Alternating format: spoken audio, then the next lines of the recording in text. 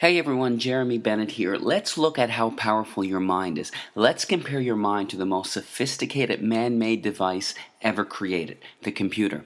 The average computer can hold about 250,000 pictures, 20,000 songs, and hundreds of full-length videos, nowadays on something the size of my finger. Crazy. But let's compare it to your mind. Your mind can perform an estimated 10 quadrillion operations per second without you even knowing it. Wild. Ask yourself right now, what's making your blood flow throughout your veins with the perfect amount of pressure to keep you alive? What's making your heart beat right now? Are you consciously commanding your heart to beat right now? No. What's maintaining your body core temperature to the perfect degree to keep you alive?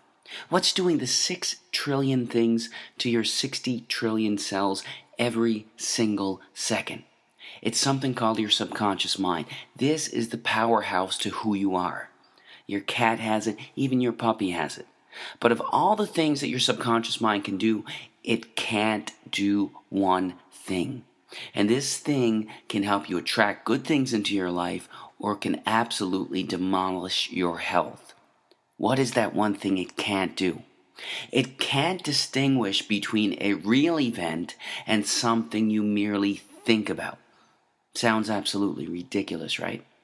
What happens when you have a nightmare? You wake up, your heart is pounding, you're sweating, and you're anxious beyond words. The nightmare existed in your mind. You weren't in any real danger at all. But your mind didn't know that. You physiologically reacted as if the nightmare was actually taking place in reality.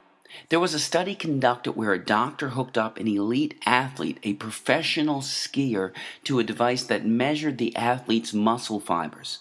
He told the skier to merely think about skiing down a hill without moving a muscle.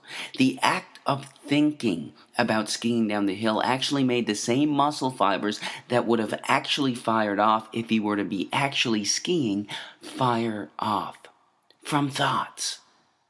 This has been demonstrated time after time with the placebo effect.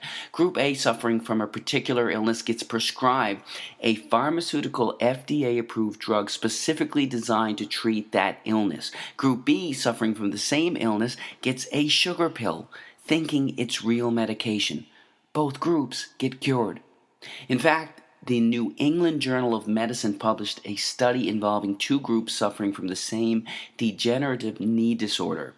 Group A had a surgery designed to scope out the knee and relieve the symptoms of the disorder. Group B, with the permission of the family, had a fake surgery. A placebo surgery, thinking that they had a real surgery. Only 3 small incisions were made in the kneecap, but no real surgery was performed. Both groups reported that the surgery was a success. In fact, researchers are suggesting that a minimum of 1/3 of all medical treatment, including surgery, is due to the belief that the treatment is going to work. The placebo effect. Most people don't realize that there is also something called the nocebo effect. It's practically the opposite of the placebo effect. The mind, instead of curing illness, contributes to illness. That's what a hypochondriac is. Their belief that they're going to develop a disease actually causes them to experience the symptoms of it. Whatever belief you hold in your subconscious mind will become your reality. Bottom line. That's how hypnosis works. The hypnotist implants the idea in the back of their subject's mind, and the subject experiences whatever they hold there. If they hold the belief that there's a spider on their arm, their eyes actually see a spider on their arm. An amazing demonstration occurs when the hypnotist walks towards his subject with his finger extended. He tells the subject that his finger is hot and burning. The hypnotist slowly touches the subject on their arm, and a blister actually forms in the exact place that the finger touched. Now, this is crucial to understand in all healing. Free will, as we understand it, is practically an illusion. In fact, 2 to 4% of the time, you decide what you want to do. You actually make the decision. 96 to 98% of the time, you don't. You're on autopilot. Your subconscious mind controls your decisions 96 to 98% of the time. Don't believe me? Do you like ice cream? If you do, snap your fingers and stop liking it. Do you enjoy watching sports? Snap your fingers and stop enjoying it. You can't. 96 to 98% of the time, everything we crave, desire, and act upon comes from what we hold predominantly in the back of our subconscious minds. Whatever we hold predominantly in the back of our subconscious minds, we are attracted to in life. What happens when you buy a new car? It's the only car you see on the road for the next 2.5 weeks. You saw those cars before you bought your car, but why didn't they stand out to you? Because you didn't own that car yourself. You weren't thinking about it yourself. What you hold in your mind, you're attracted to in life. That's how subliminal ads work so effectively.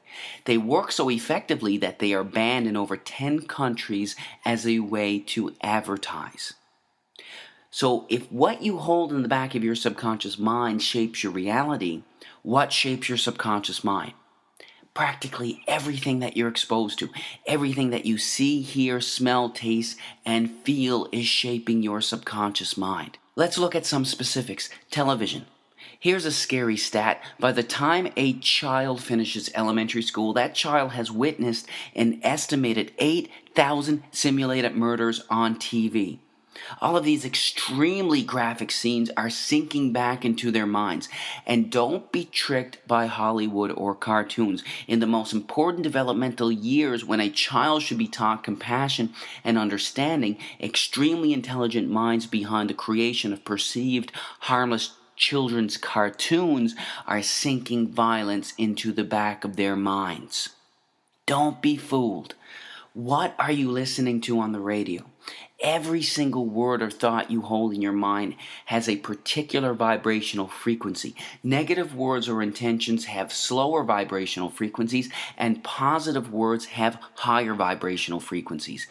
This is a song by Lady Gaga called Bad Romance. Some of the lyrics are, I want your drama, I want your ugly, I want your disease, I want a bad, bad romance. Our thoughts create us. We have to be extremely careful with what we are feeding our minds. Music can be beautiful and beneficial, but it can also have a negative impact on your health. Choose wisely. When I was growing up, the most violence we had on video games was Mario and Luigi jumping over turtles' heads. This is what our youth are playing today. These gruesome, extremely graphic images are sinking into the backs of their subconscious minds, weakening their immune systems and having astronomical, gradual negative effects on their health. Nobody's saying that these games are going to cause them to pick up a gun and go shoot somebody, but these games are affecting their health. There is zero doubt about that. What happens when you gossip? In order for you to gossip, you have to hold a negative memory and negative thought inside of your mind. You not only think about that negative memory, you share it with the other person that you're talking to. The second you hold negative thoughts in your mind, the biochemistry of your brain changes and you release cortisol, the stress hormone, into your blood, which then weakens your immune system, inhibits the actions of your white blood cells, increases the chances of infection, and even promotes weight gain. All from gossiping, all from your thinking. You can't gossip without hurting yourself. Remember that. But of everything you can expose yourself to, there is nothing more important than the thoughts you hold in your mind. We have on average 60,000 thoughts a day. And the reality is, not only are most of these thoughts the same thoughts we had yesterday, but they are negative thoughts, either dwelling on something bad in the past or fearing something that could potentially happen in the future. The second we have these negative thoughts, the second we release cortisol, the stress hormone, into our blood. Our thoughts create us. Most people believe that situations cause them anxiety, stress, or cause them to be depressed. The reality is this: there is absolutely no situation in the entire universe that can cause someone to experience anxiety. None. It's your psychological reaction to the situation that can cause you to experience anxiety, not the situation itself. This is crucial to understand. Why is it that when one person skydives, their brain releases endorphins, the good feeling chemical, into their blood, while releasing cortisol into another's? It's the same situation. How can the company of one person cause excitement in one person while making another person stressed? It's because it's never the situation that causes anyone to experience anxiety, but their reaction to it. You create your anxiety, not a situation. When you truly fundamentally understand this truth, that's when you realize that you control your anxiety, not a situation. It's one of the most liberating feelings you can ever experience.